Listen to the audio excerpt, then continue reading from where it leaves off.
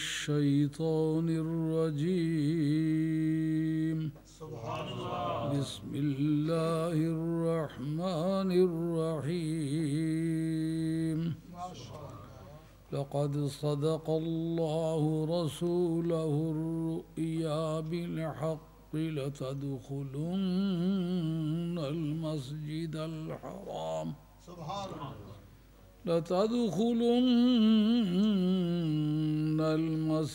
الحرام إن شاء الله آمنين محلقين رؤوسكم ومقصرين لا تخافون فعلم ما لم تعلموا فجعل من دون ذلك فتحا قريبا. هو الذي أرسل رسوله بالهدى ودين الحق ليظهره على الدين كله وكفى بالله شهيدا. محمد رسول الله والذين معه أشداء على الكفار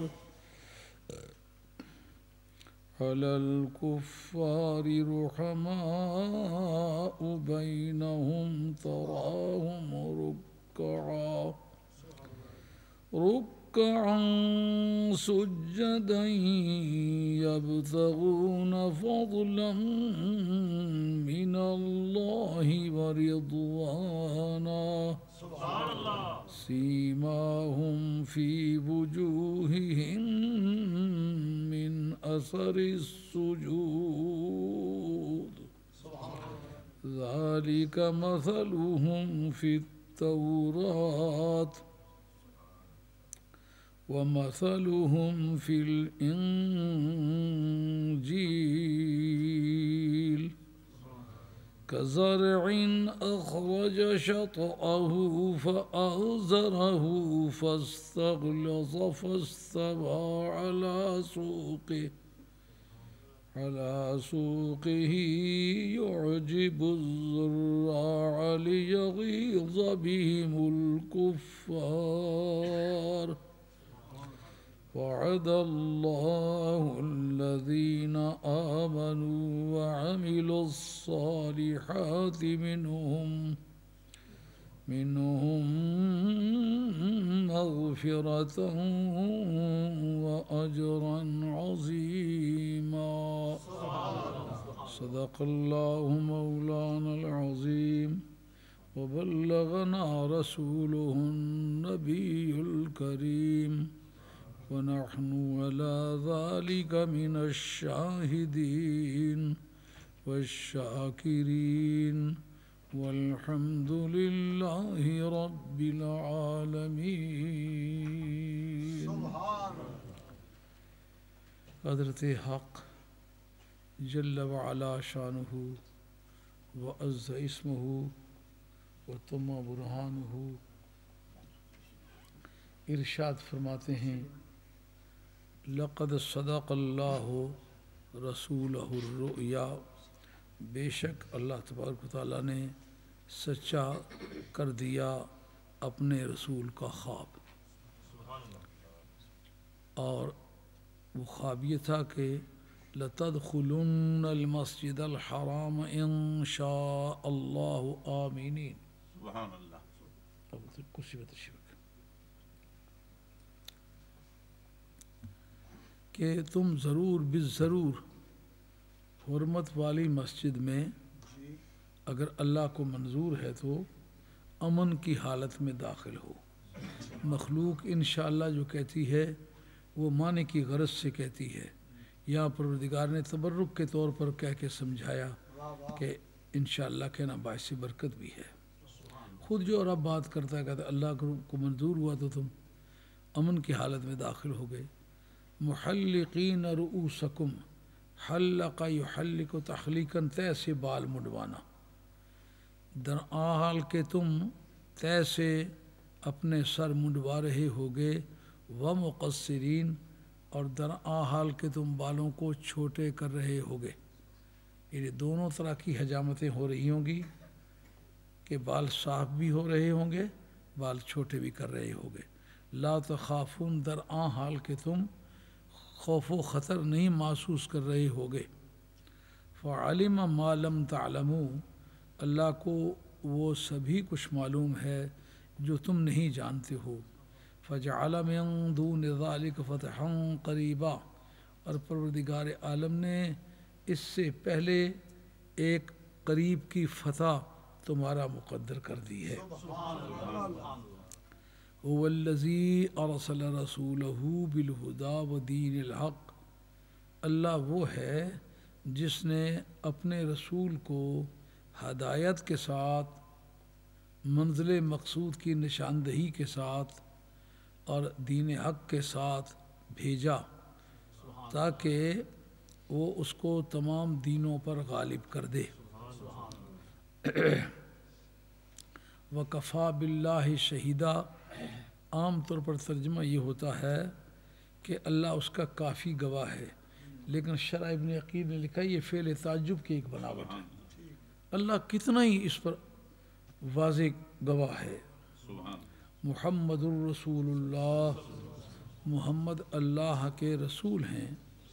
والذین معہ، اور جو لوگ اس کے ساتھ ہیں، اکیلے کا ذکر نہیں ہے، جو لوگ اس کے ساتھ ہیں وہ سارے کے سارے اشداء علی الکفار، وہ کافروں پر بڑے سخت ہیں. رحماء بینہم، وہ آپس میں بڑے رحم دل ہیں. تراہم، آپ ان کو دیکھیں گے، رکعن، رکوع کرتے ہوئے، سجدن، سجود کرتے ہوئے. اگر اس سے رؤیت بصری مراد ہو تو پھر رکعن سجدن حال ہوں گے. آپ ان کو آنکھوں سے دیکھیں گے درحال کہ وہ رکوع کر رہے ہیں، وہ سیدھا کر رہے ہیں. اگر رؤیت بصری نہ ہو تو افعال قلوب میں سے دو مفعول مانگتا ہے، لیکن یہ رؤیت بصری ہے. یبتغون فضلا من اللہ ورضوانا، درحال کہ اپنے پروردگار کا وہ فضل تلاش کر رہے ہیں اور اس کی رضا تلاش کر رہے ہیں. یعنی رکوعوں اور سجدوں میں جو سر رکھ کے راتیں گزارتے ہیں ان کا مقصود کوئی دنیاوی نہیں ہوتا، اللہ تعالیٰ کی رضا ہوتا ہے. سیماہم فی وجوہہم من اثر السجود، ان کی پیشانیوں پر سجدوں کے نشانات کی علامتیں ہوتی ہیں. ذالک مثلہم فی التوراۃ، یہ ان کی صفت تورات کے اندر بھی مذکور ہے. جن صفات کے ساتھ ہم نے ذکر کیا نا قرآن میں، انہی صفات کے ساتھ ان شخصیتوں کا ذکر تورات میں بھی ہے. وہ مثلہم، مثل عربی لغت میں صفت کے لیے بھی استعمال ہوتا ہے، ان کی اسی طرح صفات انجیل میں بھی بیان کی گئی ہے. کزرع اخرج شطأہ، ان کی مثال ایک ایسی کھیتی کی ہے جو اپنی انگوری نکالے. جو پہلی کونپل پھوٹتی ہے نا کسی دانے سے، اس کو اردو میں انگوری بھی کہتے ہیں، پہلی کونپل بھی کہتے ہیں، جس کو پٹواری زبان کہتے سلوں. تو وہ کھیتی اپنی انگوری نکالتی ہے، فآزرہ، پھر اس کو وہ مضبوط کر دیتی ہے، اور فاستغلظ، پھر وہ موٹی ہو جاتی ہے، فاستوى علی سوقہ، پھر وہ اپنی ڈنٹھل پہ، جس کو سٹیم کہتے ہو نا انگریزی میں، ڈنٹھل، وہ اپنے ڈنٹھل پہ کھڑی ہو جاتی ہے. درآل کہ وہ یوجب الزراع، کہ کھیتی کرنے والے کو، کاشتکار کو وہ حیرت میں ڈال دیتی ہے. یعنی کسان کو بہت بھلی لگتی ہے. آجب یوجب ایجابن میں بھلا لگنا، اس کو بہت بھلی لگتی ہے. اور اس کا دوسرا مقصد یہ ہوتا ہے لیغیظ بہم الکفار، تاکہ کافروں کو وہ غیظ و غضب میں مبتلا کر دے. وعد اللہ الذین آمنوا وعملوا الصالحات منہم، اور اللہ تعالیٰ نے ان لوگوں سے جو ایمان لائے ہیں، جنہوں نے اچھے کام کیے ہیں، درآں حال کے وہ ان میں سے ہیں۔ یہ من بیانیہ کا ترجمہ بیان جنس کے لیے آتا ہے، اور ایک ترجمہ اس کا یہ ہے کہ وہ ان میں سے بعض ہیں، لیکن یہ دوسرا ترجمہ اہل علم کے نزدیک قابل اعتراض ہے، بعد میں عرض کرتے ہیں۔ ان سے اللہ نے وعدہ کیا، کیا وعدہ کیا ہے؟ مغفرتاً، بخشش کا، و اجراً عظیمہ، اور بہت بڑے اجر کا۔ یہ سورہ فتح کا آخری رکوع ہے، جس کا ترجمہ آپ کی خدمت عالیہ میں عرض کیا ہے۔ تقریر میں اور درس میں کافی حد تک فرق ہوتا ہے۔ تقریر میں ایک آدمی کے دل دماغ میں جو بات آتی جاتی ہے وہ کہتا جاتا ہے، اس کے لیے زیادہ سے زیادہ اگر پابندی ہوتی ہے تو اس لحاظ کی ہوتی ہے کہ مضمون کا خیال رکھے کہ کس کون سے مضمون پر بات کر رہا ہوں، پھر اس سے تعلق رکھنے والی آیات یا احادیث وہ بیان کرتا جائے، اس پر اجماع اور قیاس کی جو دلائل اس سے ملیں وہ بیان کرتا چلا جائے۔ یہ تقریر کی جو ہے علت مادی اس کو کہتے ہیں۔ لیکن درس قرآن پاک جو ہے اس کے لیے یہ جاننا ضروری ہوتا ہے کہ یہ کون سی صورت ہے، مکہ شریف میں نازل ہوئی ہے، مدینہ شریف میں نازل ہوئی ہے، اس وقت حالات کیا تھے، اس کا شان نزول کیا ہے، کن کے بارے میں نازل ہوئی ہے، حالات کیسے تھے، ان حالات کا بیان پر کیا اثر پڑتا ہے، ان حالات کو مد نظر رکھ کے احکام پر کیا اثر پڑتا ہے۔ اگر ان باتوں کو نکال کے محض عربی میں ترجمہ کر لیا جائے تو اس سے قرآن کا منشا مجروح ہو جاتا ہے۔ واقعہ یہ ہے کہ یہ صورت مدنی ہے، مدینہ طیبہ میں نازل ہوئی ہے۔ مدنی اور مکی کے بارے میں جو پرنسپل ہے وہ یہ ہے کہ جب تک نبی پاک علیہ السلام کا ڈیرا مکہ شریف میں رہا ہے، خواہ دنیا کے کسی حصے میں سرکار تشریف فرما تھے، کوئی آیت یا کوئی صورت جو نازل ہوئی ہے وہ مکی کہلائے گی۔ اور جب سرکار دو عالم السلام کا ڈیرا مدینہ طیبہ میں آ گیا ہے، خواہ اس وقت سرکار طائف میں کیوں نہ کھڑے ہوں، اس وقت جو صورت یا آیت نازل ہوئی ہے، حالانکہ طائف تو مکے کے ایریے میں ہے، وہ آیت مدنی کہلائے گی، مکی نہیں کہلائے گی۔ یہ اس اعتبار سے یہ صورت مدنی ہے۔ کب نازل ہوئی ہے؟ 6 سال ہجرت میں نازل ہوئی ہے، جب نبی پاک علیہ السلام عمرہ شریف کرنے کے لیے گئے تو راستے میں کفار نے حدیبیہ کے مقام پر انہیں روک لیا۔ بہت سنجیدگی کے ساتھ آپ نے بات کو سمجھنا ہوگا۔ اگر کوئی ساتھی میری بات کو سمجھنے میں دقت محسوس کرے، بے شک وہ مجھ سے بعد میں پوچھ لیں، اور اگر مجلس میں بھی پوچھنا چاہیں، بے ادبی کا انداز نہ اختیار کریں، مجلس میں بھی پوچھ سکتے ہیں، ہمیں بات کا جواب دینے میں کوئی دقت نہیں ہے انشاءاللہ، لیکن ادب کو ملحوظ رکھنا، اس کو پتہ ہو پوچھنے کا طریقہ کیا ہے۔ تو اب جب ان کو روک لیا گیا حدیبیہ کے مقام پر، حدیبیہ دراصل حد باؤ کی تصغیر ہے، کبڑے کو کہتے ہیں۔ اخدو دبا یخدو دب اخدی دابن میں کبڑا ہو جانا، یہ صفت مشبہ کا صیغہ ہے۔ اس کے معنی کبڑا، جس درخت کے نیچے سرکار نے بیٹھ کے صحابہ سے بیعت لی تھی وہ درخت کبڑا سا تھا، اس کبڑے درخت کے نام پر اس میدان کا نام ہی حدیبیہ پڑ گیا، اس معاہدے کا نام بھی حدیبیہ پڑ گیا، وگرنہ سابقہ اس کا نام حدیبیہ نہیں تھا۔ اب اس میں ہزارہ اور مسائل، لیکن ان کو نہیں چھیڑتے۔ موضوع گفتگو یہ ہے کہ بعض حضرات اس رکوع کو پڑھ کے یہ ثابت کرنا چاہتے ہیں حق 4 یار۔ اب ہم یہ دیکھنا چاہیں گے 4 کا اس میں ذکر ہے، حق کا ذکر ہے، تو جب حق اور 4 دونوں کا ذکر نہیں ہے تو حق کو 4 میں بند کرنے کے لیے وہ صورت پیش کرنا، وہ آیتیں پیش کرنا جس میں کھلا معاملہ ہے، جس میں 4 کی بحث نہیں ہے، 1400 کی بحث ہے۔ اس میں موضوع گفتگو وہ صحابہ کرام ہیں جو سرکار کے ساتھ عمرہ شریف کرنے کے لیے احرام باندھے ہوئے حدیبیہ میں پہنچے تھے، تو جس میں 1400 کا ذکر ہو، ان میں سے تو 1396 کو بیچ میں سے نکال کے کہے یہ 4 ہے، یہ خدا پرستی تو نہیں ہوگی؟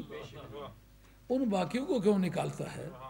ان کو نکالنے کا وہ کہیں گے ہمیں ان کو نکالنا تو نہیں چاہتا، ہم اس پر بھی گفتگو کرنا چاہیں گے کیا قرآنی سیاق و سباق میں اس طرح کی کوئی مثال ہے کہ ایک صفت کے جو پارٹنرز ہیں، جو شریک ہیں، جو شیئر کرتے ہیں کوالٹیز کو، ان میں سے اگر 40 آدمی ہیں، ان میں سے ایک آدمی کا اگر ذکر ہو خدا کو اعتراض ہے، جب اس کوالٹی میں 40 آدمی ہم نے شریک رکھے ہیں تو تم ایک آدمی کا ذکر کیوں کرتے ہو؟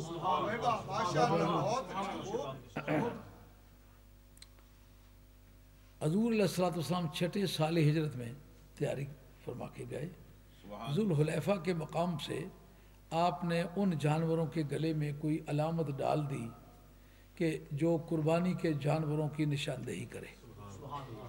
چلے گئے، وہاں جب گئے تو کفار نے راستے میں آ کے روکا۔ اس جگہ ایک جملہ معترضہ کے طور پر آپ یہ ضرور جان لیں کہ سرکار نے جانے سے پہلے کیا کیا تھا۔ مدینہ طیبہ سے روانگی سے پہلے سرکار نے یہ ارشاد فرمایا تھا کہ میں نے عالم خواب میں کیا دیکھا ہے کہ میں مکہ شریف حرم کعبہ کے اندر داخل ہوتا ہوں اور امن و امان کی حالت میں ہوں، اور عمرے سے فراغت کے بعد ہم لوگ سر منڈوا رہے ہیں اور بال چھوٹے کر رہے ہیں، یعنی عمرے سے فراغت کے بعد صاحب حرم ہونے سے احرام کھولنے کے بعد جو ہل ہو جاتے ہیں، وہ اس مقصد کے لیے میں سر منڈوا رہا ہوں، آپ بھی سر منڈوا رہے ہیں، کو بال کتروا رہے ہیں۔ یہ منظر میں نے دیکھا۔ اب صحابہ کو پورا یقین ہو گیا کہ سرکار دو عالم علیہ السلام نے یہ جو ارشاد فرمایا ہے کہ میں نے اس طریقے سے خواب دیکھا ہے، چونکہ انبیاء علیہ السلام کے خواب وحی الہی ہوتے ہیں، اس لیے یہ اسی طرح ہونا ہے۔ یہ قرآن مجید کی شہادت ہے کہ انبیاء علیہ السلام کے جو خواب ہوتے ہیں وحی الہی ہوتے ہیں، جیسا کہ حضرت ابراہیم علیہ نبینا و علیہ السلام اپنے صاحب زادے سے فرماتے ہیں کہ یا بنیا انی ارا فی المنام انی اذبحک فانظر ماذا ترى، کہ اے بیٹے میں عالم خواب میں کیا دیکھتا ہوں کہ میں تمہیں ذبح کر رہا ہوں، بتا اب تیری کیا رائے ہے۔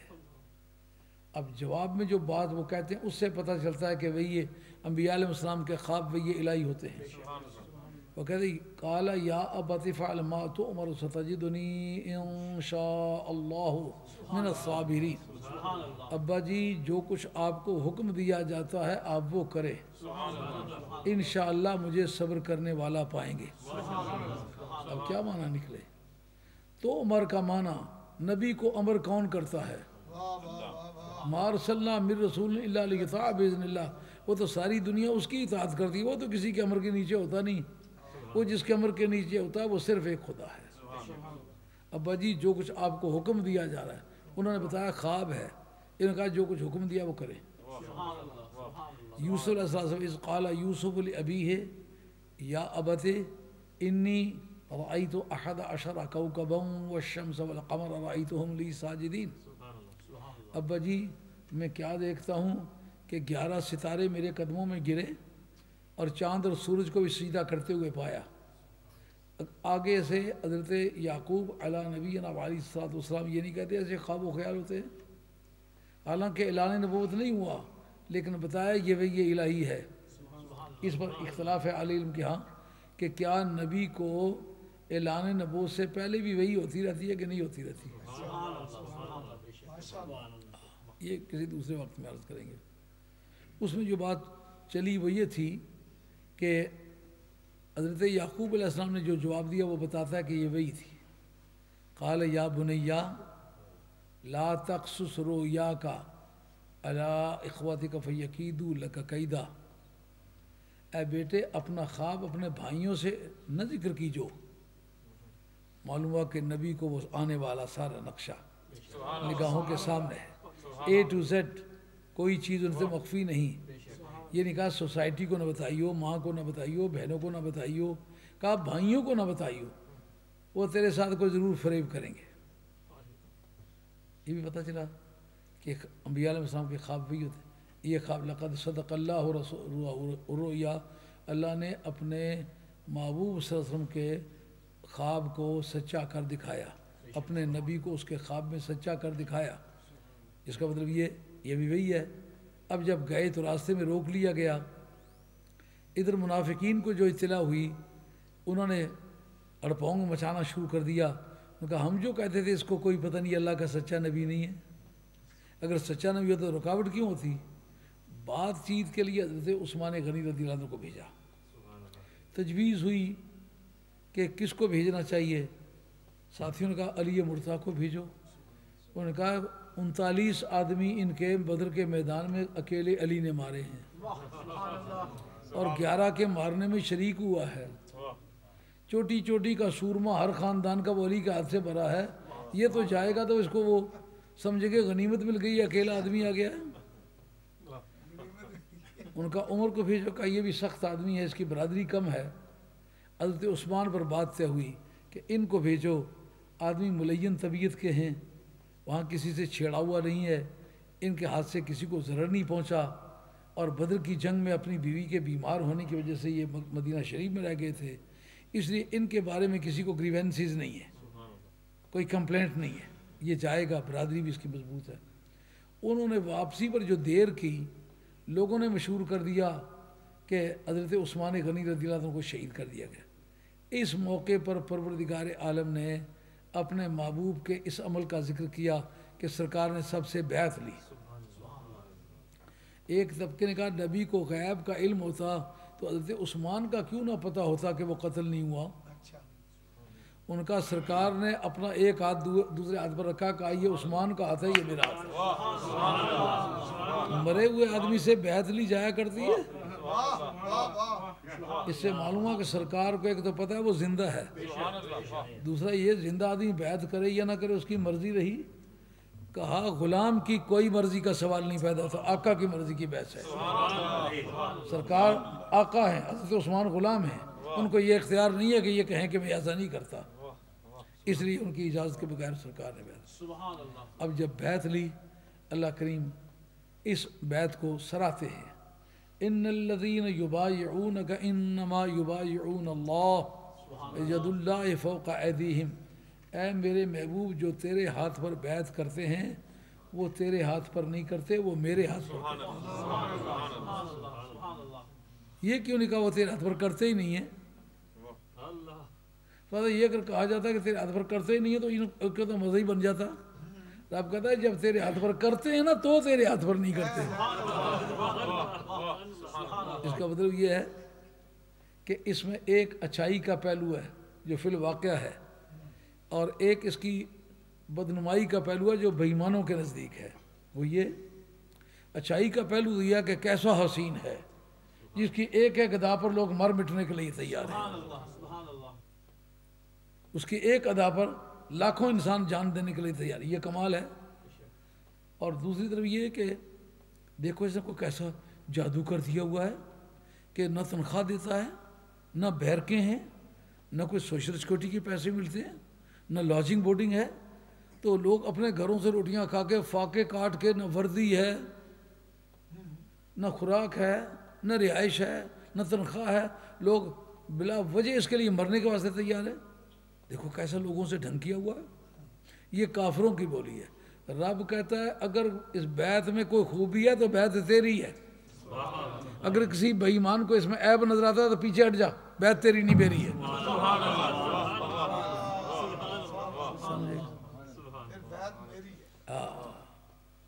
اب اللہ کریم ان سب کا ذکر کرے، گنتی میں کتنے؟ 1400، اس میں عورتیں بھی ہیں۔ اب بندے 1400 گئے ہوئے ہوں، جان دینے کے لیے 1400 تیار ہوں، تو وہ کہے حق 4 یار، انصاف تو یہ نہیں ہے۔ حضور علیہ الصلوۃ والسلام کی خاک راہ بھی حق ہے، ان کے حق ہونے میں ہمیں کوئی شک نہیں۔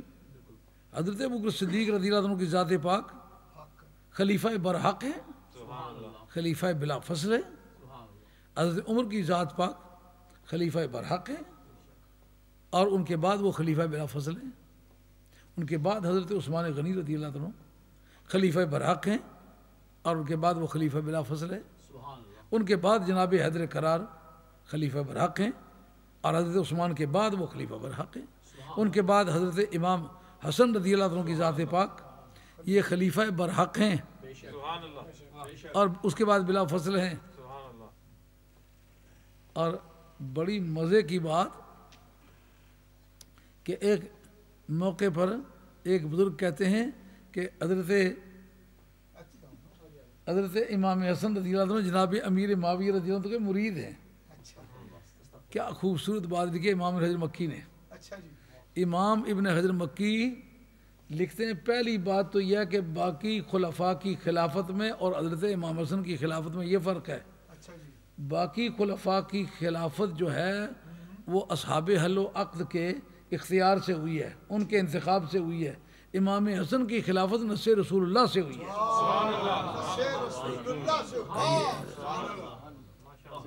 یہی بات امام جلال الدین سیوطی نے لکھی ہے، لیکن آگے چل کر جو بات کہی ہے وہ سمجھنے کے قابل۔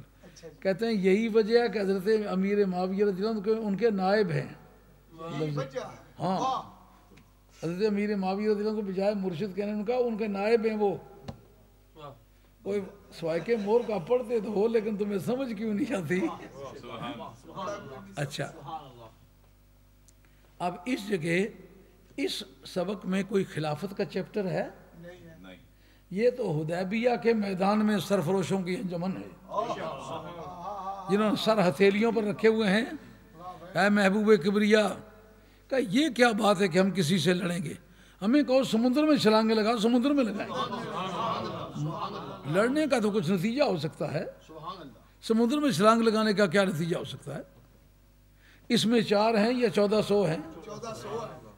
4 کا ذکر کرنا اور 1400 کو بیچ میں سے نکالنا یہ خدا پرستی ہے؟ اس میں کوئی خلافت کا چیپٹر ہے؟ اس میں کوئی حق باطل کی بحث ہے؟ اللہ کریم رہا ہے کہ یہ جو کہا ہے کہ محبوب نے خواب دیکھا تھا کہ ہم داخل ہو رہے ہیں، منافقین نے یہ کہا کہ اگر سچا ہوتا تو روکا کیوں جاتا؟ لیکن پاگلو اس میں کوئی ٹائم کلاز ہے کہ اس سال داخل ہوں گے یا آئندہ سال داخل ہوں گے؟ آئی بات سمجھے؟ جب وقت کا اس میں ذکر نہیں تو غیر معین وقت میں داخل ہونا ہے، وہ آج داخل ہوں یا کل داخل ہوں گے؟ اچھا، اب جناب اس کا کوئی کہے جناب اصلی مقصود اصلی وہ تھے، یہ کہاں سے تم نکالتے ہو؟ اس خواب کی تعبیر کیا ہوئی؟ جو آدمی ان سے فوت ہوئے وہ فوت ہو گئے، جو نئے آئے وہ نئے آئے، لیکن 1400 سے کم و بیش تھے۔ اس خواب کی تعبیر کیا ہوئی؟ 1400 بندہ۔ کہا نا اللہ نے اپنے نبی کے خواب کو سچا کر دکھایا، آئندہ سال جو عمرہ کیا ہے اس کا نام ہے خواب سچا کر دکھایا۔ تو خدا نے تو اس کی تعبیر 1400 بندے سے کی ہے، تم 4 یار سے کرتے ہو کہ خدا کا خوف کرو۔ سمجھ آ رہی ہے بات کی؟ لقد صدق اللہ رسولہ الرؤیا بالحق لتدخلن المسجد الحرام ان شاء اللہ آمنین۔ تم سر مڈا رہے ہوگے اور تم بال چھوٹے کروا رہے ہوگے، درآر کہ تمہیں کوئی خوف و خطر نہیں ہوگا۔ اس میں وہ 4 صحابہ کرام جن کو حق کے نام سے پکارتے ہیں، ہمارے نزدیک وہ بھی حق ہیں اور باقی صحابہ بھی حق ہیں۔ اگر اس سے حق مراد ہو تو یہ تو 1400 آدمی پارٹنر ہے، اس میں 1400 آدمی اس کو شیئر کرتا ہے۔ کہا تھا کہ تم کوئی خوف و خطر نہیں محسوس کرو گے، اور اللہ تبارک و تعالیٰ جانتا ہے جو تم نہیں جانتے ہو۔ اللہ تعالیٰ نے اس کے ورے ایک فتح کر دی ہے، اللہ تعالیٰ نے فتح کر دی ہے۔ کیا فتح ہے؟ غزوہ خیبر۔ غزوہ خیبر میں یہ سارے اکابرین یکے بعد دیگرے خیبر میں گئے کہ نہیں گئے؟ تو فتح پھر ہوئی کس کے ہاتھ پر؟ علی کے ہاتھ پر۔ اور جس فتح کا اس سلسلے میں ذکر کیا ہے وہ تو علی کا کارنامہ ہے۔ تو تم ٹکے لگن فرید نے تو باں انیا نہیں، خرچہ کس کا ہوا ہے، ٹائٹل کس کو دے رہے ہو؟ ہاں یہ وہ جنگ ہے. آپ اگر سیاسی شعور رکھتے ہیں، آپ اسلامک ہسٹری کا جو پولیٹیکل آبزرویشن ہے اس کو چیک کریں کہ کس جنگ نے مسلمانوں کو معاشی غربت سے پاک کیا، غذائی قلت کو دور کیا، وسائل کی کمی کو پورا کیا. وہ کون سی جنگ ہے؟ وہ خیبر کی جنگ ہے. اس نے پورے ملک کے اندر اسلامی اسٹیٹ قائم کرنے میں مؤثر اور بنیادی کردار ادا کیا. وہ تو علی کا کارنامہ ہے. تو علی کا جو ہے وہ اسٹیٹ بنانے والا ہے. آج بن چکنے کے بعد علی کا نام ہی نہیں ہے. خدا پرستی تو یہ نہیں ہے. اللہ نے کہا کہ اس کے ورے ہم نے ایک قریب کی فتح رکھ دی ہے. آگے جو سوال ان کا اٹھا تھا کہ یہ اللہ کا سچا رسول ہوتا تو پھر اس کا خواب جھوٹا کیوں ہوتا؟ رب نے کہا اللہ نے سچا کر دکھایا ہے. وہی کفار مکہ ہیں، وہی صحابہ ہیں، وہی مکہ شریف ہے، وہی عمرہ ہے. آپ حج کرنے کے لیے جا رہے ہیں، سینہ تان کے جا رہے ہیں. پہلے آتے تو سینہ تاننے کی کوئی بحث نہیں تھی. اس سال انہوں نے مشہور کر دیا ہے کہ جنگلوں میں رہتے ہیں، شہروں کے رہائشی تھے اور جنگلوں کی فضا انہیں موافق نہیں آئی. اب تو چلتے چلتے گر جاتے ہیں، ان کے ٹخنے آپس میں لڑتے ہیں. سرکار نے فرمایا ایسا کرو، سینے نکال کے چلو، اپنی چھاتیاں نکال کے مسل دکھاؤ. دانے کندھے پر سے کپڑا اتارنے کی کیا وجہ ہے؟ آدمی یہ بوگس باڈیوں والے ہوتے ہیں نا، جیسا سرانے جو منہ پر آ ہونا نا، وہ کوئی بجا ادھر لٹکیا، کوئی ادھر لٹکیا ہے. باڈی بنی ہوئی نہ ہو تو کپڑوں سے نظر آتی ہے، باڈی بنی ہوئی ہو نا تو کپڑوں میں سے نظر نہیں آتی. آپ پہلوانوں کی باڈیاں دیکھیں، عام آدمی نظر آتے ہیں، تو کپڑے اتاریں پھر پتہ چلتا ہے پہلوان ہے. آپ نے باقی کپڑے تو اتارنے کی اجازت نہیں. کعبہ شریف ہے. دو باتوں کی اجازت دیتا ہوں. قرآن کہتا ہے لا تمشِ فی الارض مرحا انک لن تخرق الارض ولن تبلغ الجبال طولا. اکڑ کے چلنا ویسے ہی حرام ہے. اے دوست، یہ دنیا فانی ہے، کیوں حسن پہ تو اتراتا ہے؟ یہ چرخ سکون کا دشمن ہے، گردش کے تیر چلاتا ہے. حسن والے حسن کا انجام دیکھ، ڈوبتے سورج کو وقت شام دیکھ. پر یہ خوف خدا دیو ڈریے تے مان نہ کریے ماسا، جوبن حسن نہ توڑ نباؤ کی استا پرواسا. اس میں فخر کرنے کی کون سی بات ہے؟ اس کو صوفیہ کہتے ہیں شرک خفی ہے.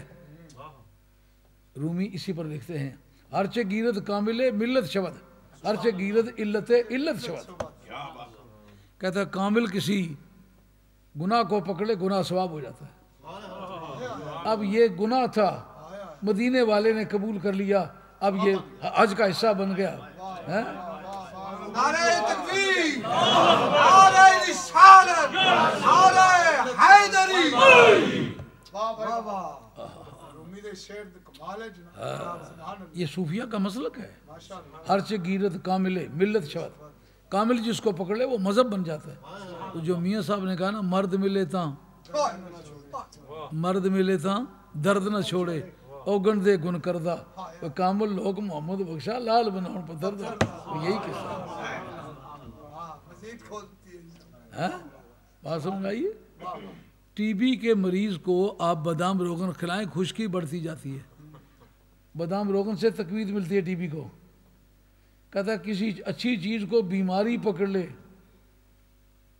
عقیدہ برا ہو جائے تو نفل بھی پڑے تو خشکی بڑھے گی. یدل بہی کثیرم و یادی بہی کثیرہ. جو نفل پڑھتا جائے گا خشکی بڑھتی جائے گی. کوئی تبلیغی جماعت والے کہتے 4 مہینے نہیں چلا کٹی دا چڑنا بیڑا بڑھ ڈنگر بھی کلے تڑائی تے نسی کس نے.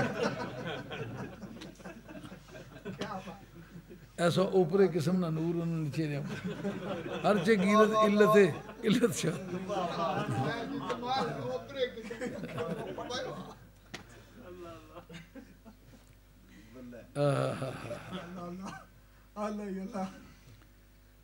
تو ان کا یہ خیال تھا کہ اگر اللہ کا سچا رسول ہے اس کی باتیں پوری کیوں نہ ہوتی. اللہ نے باتیں پوری کر دی. رب نے کہا تم تو اس چکر میں پھرتے ہو نا کہ یہ میرا رسول ہے کہ نہیں، میں اس رسول کے حوالے کے بغیر اپنی پہچان ہی نہیں کرانا چاہتا۔ مجھے رسول وہی، مجھے خدا وہی جانے جو اس کو رسول جانے، جو اس کو رسول نہیں جانتا مجھے خدا جانتا ہی نہیں۔ بات سمجھ آئیے، سمجھ آئیے، یہ جذباتی بات نہیں۔ میں جو اکثر اپنی تقریروں میں ایک مشکل کا سامنا کرتا رہتا ہوں کہ جو ٹیکنیکل سائنسز ہماری ہیں اسلام کی، ان کو میں اپلائی کرتا ہوں، آدمی کافی حیرت سے دیکھنے لگ جاتے ہیں۔ وہ کہتے ہیں اس طرح کی بات تو کبھی کسی پیر نے نہیں کی، کسی مولوی نے نہیں کی۔ اب مجھے ان سارے بزرگوں کی عزت کا پاس ہے، ان کو محترم سمجھتا ہوں، لیکن میں سمجھتا ہوں جس انکار کے دور سے ہم لوگ گزر رہے ہیں، اگر بات کو پوری طرح تول کے نہ دو تو پھر لوگوں کے دلوں میں شک شبہ رہتا ہے، قاعدہ اس جگہ استعمال کرتے ہیں۔ ایک یہ بڑی تکلیف دہ بات ہے کہ انگریزی کے جاننے والوں کو یہ دعویٰ ہے کہ ہم انگریزی جانتے ہیں، لیکن مزے کی بات ہے جانتے نہیں ہو۔ ایسے روٹی مانگ لیتے ہیں، پانی مانگ لیتے ہیں، جیسا ایک وہ اکلا آدمی اشارہ کر لیتا روٹی کھلاؤ۔ انگریزی اس طرح کی بول لیتے ہیں۔ یہ دراصل قاعدہ ہے، ریلیٹو پروناؤن ہے یہ، اوالذی۔ رب کہتا ہوں میں وہ ہوں جس نے یہ بھیجا۔ کیا مطلب نکلا؟ تو وہ مبتدا ہے، الذی اس کی خبر ہے، وہ ہے جس نے یہ بھیجا۔ ناویوں کا اس کے ایک قاعدہ سمجھ لو۔ ناوی کہتے ہیں جتنے یہ مبہمات ہیں نا، یہ سارے معرفے ہیں، مثلا اسماء اشارات ہیں، اسماء موصولات ہیں، ضمائر ہیں، یہ بھی سارے معرفے ہیں، لیکن معرفے مبہم ہیں۔ ضمیر معرفہ ہے مگر جب تک اس کا مرجع نہ پتہ چلے اس وقت تک معنی نہیں کرتا۔ کیوں بھی روزانہ کی بول چال میں یہ عام علم کی زبان میں یہ بات آتی ہے، اس میں اشارہ ہے، جب تک مشار الیہ کا پتہ نہ چلے اس وقت تک اشارے کا پتہ نہیں چلتا۔ اس میں اشارہ معرفہ ہے لیکن جب تک اس کا مشار الیہ پتہ نہ چلے اس میں اشارہ کا پتہ نہیں چلتا۔ ریلیٹو پروناؤن جس کو کہتے ہیں، اس میں موصول، اس میں موصول کے بعد ایک کلاز آتی ہے، اس کا نام ہے صلہ۔ اس کی معرفت کا دار و مدار کس پر ہے؟ صلے پر ہے۔ الذی ہے اس میں موصول، ریلیٹو پروناؤن، اور ارسل رسولہ ریسٹرکٹیو ریلیٹو کلاز ہے، یہ ریسٹرکٹیو ریلیٹو کلاز۔ اب الذی کی پہچان کا دار و مدار کس پر ہے؟ ارسل رسولہ پر۔ معنی بن گئے کہ نہیں بن گئے؟ قاعدہ یہ کہتا ہے کہ ارسل رسولہ کو بیچ میں سے نکالو، الذی کا تمہیں کوئی پتہ نہیں۔ الذی کا پتہ اسے چلے گا جو ارسل رسولہ کو بھیجا۔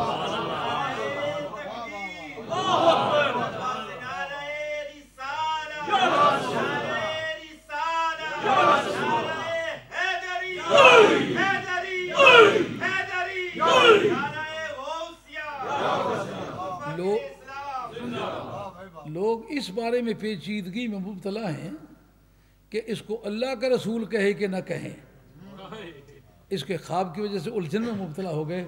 رب کہتا ہے تم اس چکر میں ہو کہ اس کو میرا رسول کہو کہ نہ کہو، میں تمہیں بتاتا ہوں مجھے خدا وہی کہے جو اس کو رسول جانے۔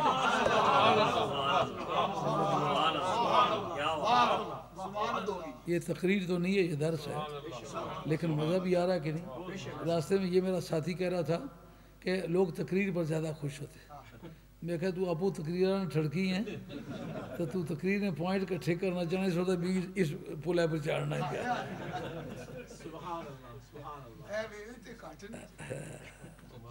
فرمایا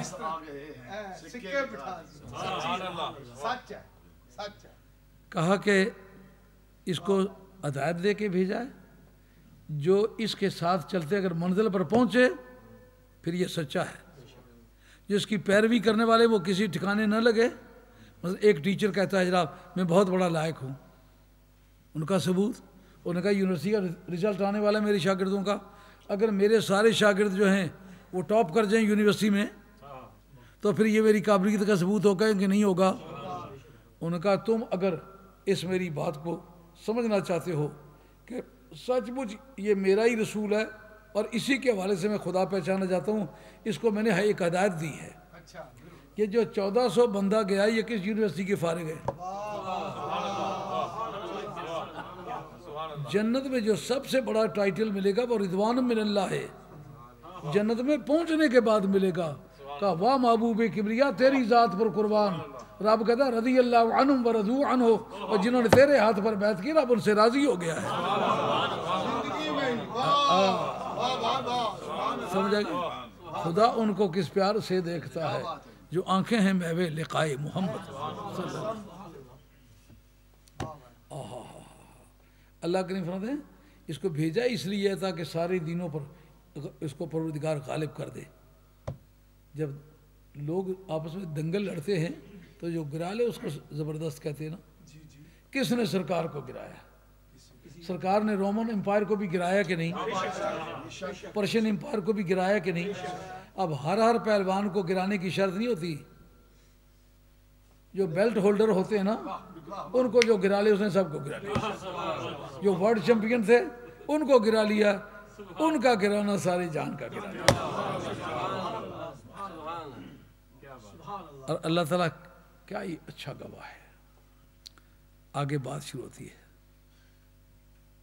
کہتا تم تو اس کو سچا نہیں کہنا چاہتے جس کو میں اپنا رسول کہتا ہوں، ہم سے پوچھو۔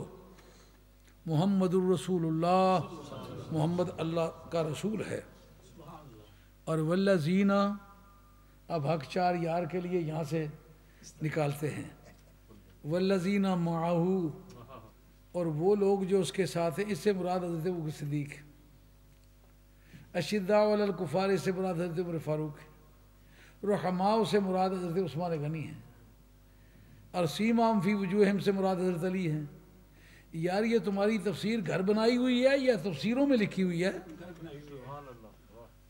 والذین یہ اسم موصول ہے، معو زر مستقر اس کا صلہ ہے، اور وہ لوگ جو اس کے ساتھ ہیں، اس کے ساتھ تو 1400 آدمی ہیں۔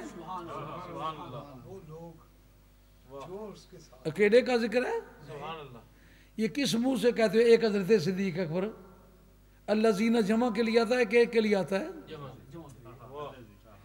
اس کے ساتھ جو زر مستقر اس کا صلہ مقدر ہے وہ کیا ہے؟ ثبتو یا ثابتون مقدر است، تو وہ حضرت ابوبکر صدیق تو اس کا مرجع نہیں ہو سکتے۔ اس کا مرجع تو وہ ہوگا کہ اللہ زین جس پر صادق آئے گا۔ اللہ زین ایک پر نہیں صادق آتا، دو پر نہیں صادق آتا، دو سے زیادہ پر صادق آتا۔ اب دو سے زیادہ پر جو اس کا صادق آنا اس پر غور کریں گے۔ والذین معہو، اور وہ لوگ جو اس کے ساتھ ہیں، اشداء، اب چار کا جو ہے نا مضمون بالکل واضح ہو جائے گا کہ چار ہے یا 1400 ہے۔ اشداء جمع شدید کی، شدید جو ہے یہ جمع مکسر ہے، اس کا استعمال 9 سے زیادہ پر آتا ہے۔ 9 سے کم کے لیے اگر آپ نے کوئی جمع استعمال کرنی ہے تو جمع قلت را چہار استبنیہ، افعلو، افعالو، فعلا، افعلا، یہ کل 4 اوزان ہے، سوا 4 نہیں ہے، صرف یہ 4 اوزان ہے۔ اگر آپ کو مراد لینی ہے 9 سے کم، ان 4 وزنوں میں سے کون سا سیغہ ہے جو اس وزن کا ہے؟ اشداء جمع مکسر ہے، اس کا استعمال 9 سے زیادہ پر آئے گا۔ رب کہتا ہے جو اس کے ساتھ ہے نا ان کی تعداد 4 نہیں ہے، ان کی تعداد بہت بہت ساری ہے، اور وہ سارے کافروں پر سخت ہیں۔ کیوں جناب؟ حدیبیہ کے میدان میں سب نے یہ کہا کہ نہیں یا رسول اللہ ابھی یہ شرط ماننے کے لیے تیار نہیں ہے، جو انہوں نے کہا ہے اگر کوئی آدمی مسلمان ہو کے مدینہ شریف آ جائے مسلمان اس کو واپس کرنے کے پابند ہیں، اور کوئی آدمی مسلمانوں میں سے مرتد ہو کے مکہ شریف چلا جائے کافر اس کو واپس کرنے کا پابند نہیں ہے۔ اس میں عورتیں مستثنیٰ تھیں، یہ ہمارے محدثین نے اس پر بحث کی ہے، اس لیے کہ آیت میں اس کا کوئی ذکر نہیں ہے۔ لیکن وہ 1400 آدمی ہیں، انہوں نے کہا یا رسول اللہ ہماری شکست بنتی ہے، ہم اس پر راضی نہیں ہیں، ہم ان کا مقابلہ کریں گے۔ تو اب یہ شدت کس نے دکھلائی ہے؟ 1400 آدمی نے دکھلائی ہے۔ اب وہ شدت دکھلائی ہو 1400 نے، اور آپ حق 4 یار کہنے کے لیے باقی سب کو نکال کے 4 یار کا ذکر کریں، خدا پرستی ہے یہ؟ کہ بات سمجھ آئی نہیں آئی؟ اشداء علی الکفار، یہ کافروں پر بڑے سخت ہیں۔ رحماء و رحیم کی جمع ہے، یہ بھی جمع مکسر ہے، علماء کی بولی کا لفظ جمع مکسر۔ جس میں واحد کی بنا ٹوٹی ہوئی نہ ہو اس کو کہتے ہیں جمع سالم. جیسا اونا اینا سے جو آتی نا، مسلمونا مسلمینہ، مسلماتن کافراتن، یہ ان کو کہتے ہیں جمع سالم. جب واحد کی بنا ٹوٹی ہوئی ہو اس کو کہتے ہیں جمع مکسر. تو جمع مکسر میں سے صرف 4 اوزان ہیں، 4 وزن، 4 میٹر ہیں جن میں 9 سے کم پر وہ لفظ بولے جاتے. یہ وہ سارے کہ یہ 9 سے زیادہ پر ہی بولے جاتے ہیں. رب نے کہا رحماء بینہم، کافروں پر بڑے سخت ہیں. انہوں نے کہا یا رسول اللہ جانیں دے سکتے ہیں مگر کوئی شکست کا کلمہ اپنے ذمہ نہیں لینا چاہتے. کافروں پر سخت ہونے کا مفہوم کس میں پایا جاتا ہے؟ سب میں پایا جاتا ہے نا. رحماء بینہم، آپس میں کتنے رحم دل ہیں. کوئی بھی بات ہے تو کہتے ٹھیک ہے کوئی بات نہیں، آپس میں بھائی ہیں ہم. انما المؤمنون اخوہ. اور آگے بڑھا کے تراہم رکعا سجدا، رکعا سجدا یہ بھی جمع مکسر ہے. اس کا استعمال بھی 9 سے زیادہ پر آتا ہے. آپ انہیں دیکھیں گے کہ وہ رکوع کرتے ہیں، وہ سجدے کرتے ہیں، اور کوئی دنیاوی مقصد نہیں کہ کہیں اللہ صبح الیکشن میں جیت جاؤں، اللہ کریم صبح میری لاٹری نکل آئے. یبتغون فضلا من اللہ ورضوانا، خدا تعالیٰ کا فضل اس کی رضا تلاش کرتے ہیں، ان کا کوئی مقصد. اچھا اب 4 پر جو زور لگایا ہے، ہم کہیں گے یہ لفظ بول کے تم آیت سے اپنے شیعہ ہونے کا اعلان کرتے ہو. حیرت ہوگی شیعہ ہونے کا کس طرح اعلان کرتے. شیعہ نے آگے چل کر کے ترجمہ کیا ہے کہ وعد اللہ الذین آمنوا وعملوا الصالحات منہم مغفرۃ واجرا عظیما. اللہ تبارک و تعالیٰ نے ان میں سے بعض جو ایمان لائے اور کام اچھے کیے، ان میں سے بعض، یہ 14 میں سے بعض کا عقیدہ یہ شیعہ کا ہے، اہل سنت کا عقیدہ نہیں ہے.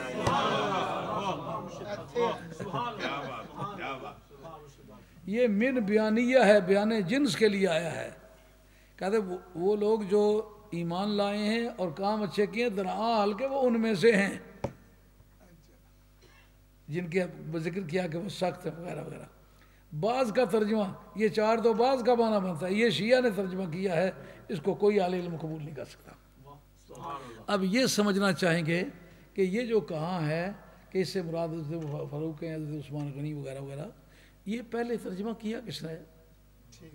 آپ کی درسیات کی مشہور کتاب ہے جلالین، جلالین نے ہرگز نہیں کیا.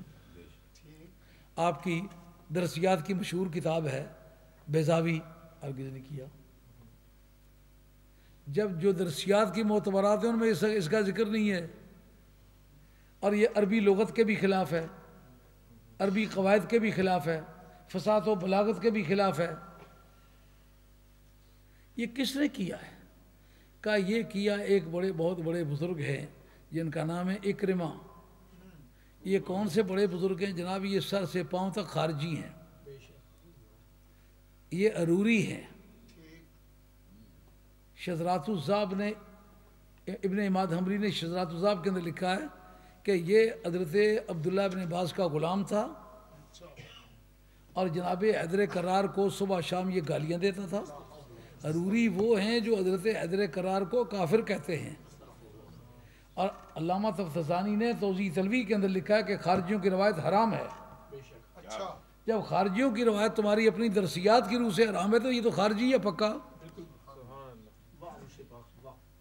وہ کہتے ہیں خارجی کافر ہے.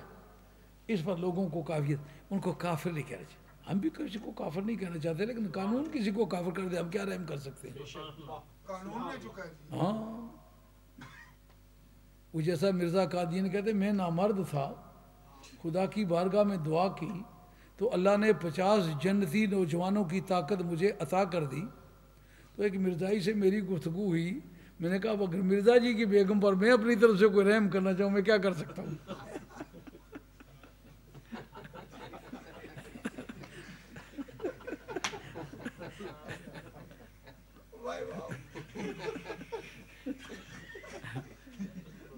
خارجیوں کے کفر پر جو فتویٰ دیا ہے وہ امام قرطبی نے دیا ہے، اور بڑا خوبصورت کر کے، اس پر دھیان کی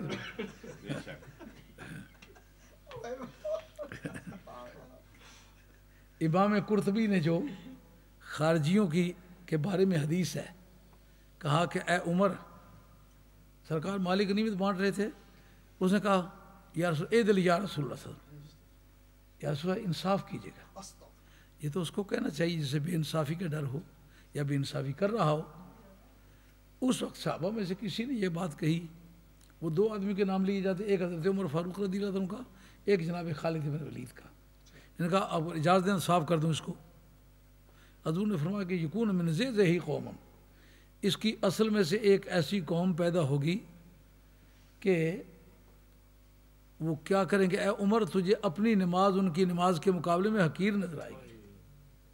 یقرؤون القرآن والقرآن لا یتجاوز حناجرہم، کہ وہ قرآن مجید پڑھیں گے لیکن قرآن مجید ان کی حلقوں سے نیچے نہیں اترے گا۔